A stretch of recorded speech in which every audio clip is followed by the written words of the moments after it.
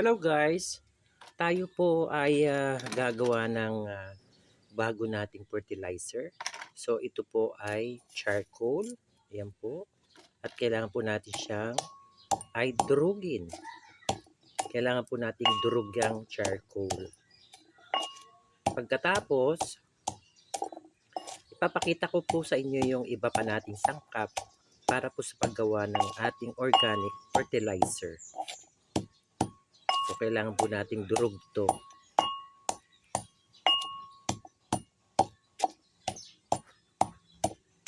So ayan po.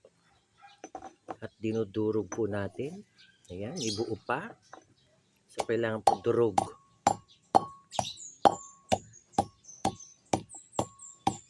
So itong fertilizer na to ay gagamitin po natin sa ating mga gulay na mga pananim para po sa kanilang paglaki na masigla at mataba. Ayan. Kailangan po durog na durog to. Ayan po. Ayan, mayroong pambuo. Ayan. Ganyan lang po gagawin nyo sa uling. Dudurugin nyo. Para po pag sinama nyo sa tubig, yes, hahalo siya. Okay? So, ayan po. Durog na. Ayan.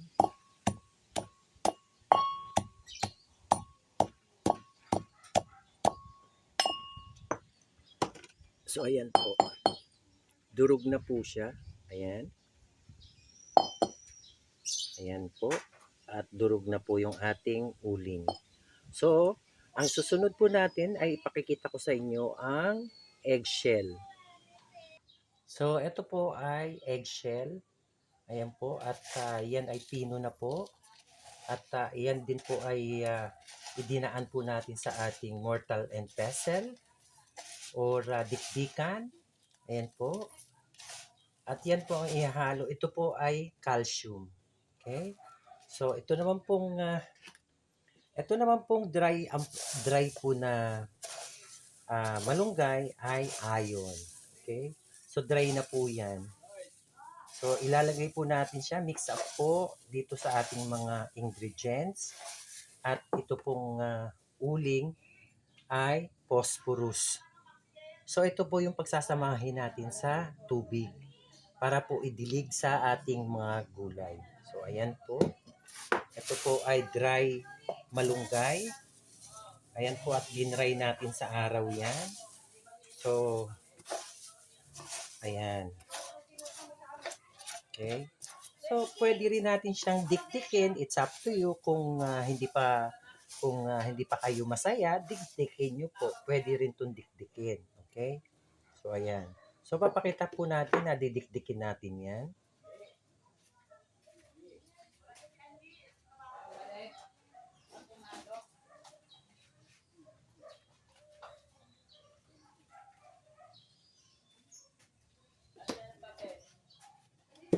So, ayan po. Ilalagay natin yung uling. Uling. Ito po yung ating malunggay. Ayan. Didikdikin po natin yung malunggay. Ayan muna. Okay. Dikdikin po natin.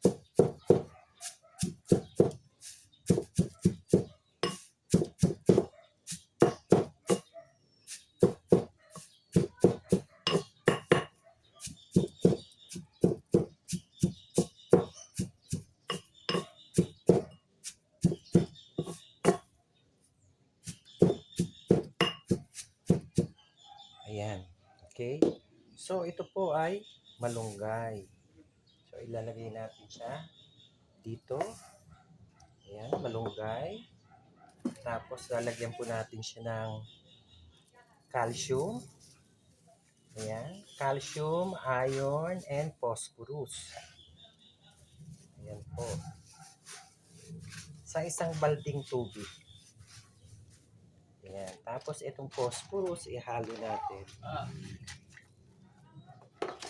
Ito, pipilikan mo yan. Tapos kung ano para laboratory mo, chichikan mo. So, paghahaluin po natin yung phosphorus, calcium, at iron. Ayan po.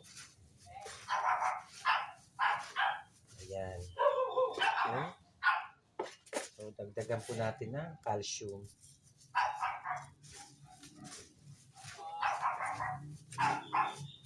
Ayan, okay. Ayan, okay na siya. So, yan po ay lalagyan natin ng tubig. Okay, so lalagyan na natin ng tubig. Ayan.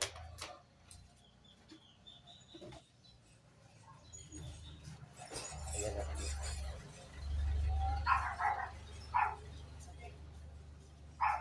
So, ayan po ay ilalagay natin sa isang balde at magdadagdag pa po tayo ng tubig. Okay? So, paghahaluin lang po natin yan.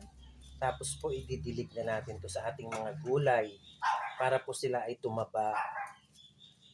Yes, para mabitamina po ang kanilang mga ini-intake po para sa kanilang paglaki. Ayan. So, ayan po at ito po ay si Kate Extreme Channel para po sa ating organic fertilizer. Ayan.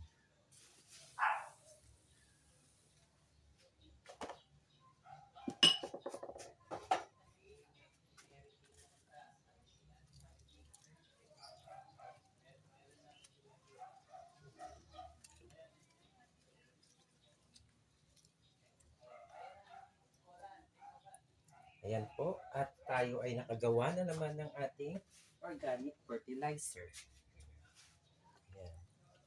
Uling, dried malunggay, at yung eggshell po. Okay?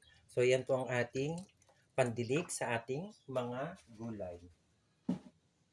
Ayan. Maraming salamat po sa panonood at hopefully sa susunod po ipakikita ko naman sa inyo ang ang mga gulay na ating diniligan po nito. So ayan po, ito yung ating balde. Ayan, ito po yung balde natin. At ilalagay na po natin dito yung ating hinalo. Ayan.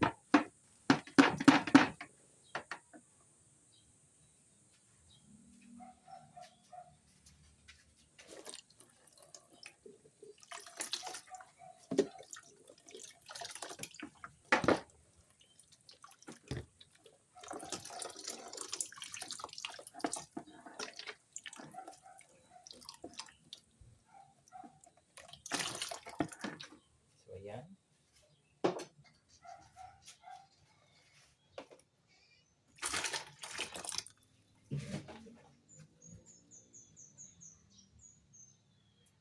So ayan po, magdadagdag ulit tayo ng tubig dahil kulang pa po yan. So ayan.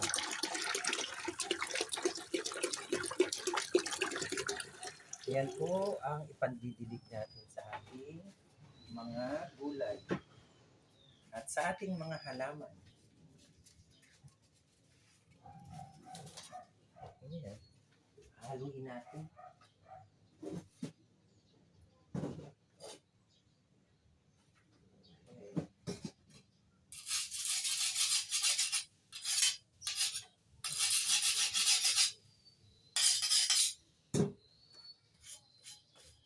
At ito po, hahaluin natin. Ayan. Para po magsama-sama sila. Ayan. Haluin po natin. Ayan. Tapos na po at mamayang hapon po ang pagdidilig ng halaman. Okay. So, ayan. Hinalo natin. Ayan. Ayan po, nakita nyo at itim po yung tubig. Ayan, magkakasama na po yung phosphorus, iron, at calcium. Ayan guys, maraming salamat po sa panonood at yes po, tunghayan natin ang aking mga matatabang halaman.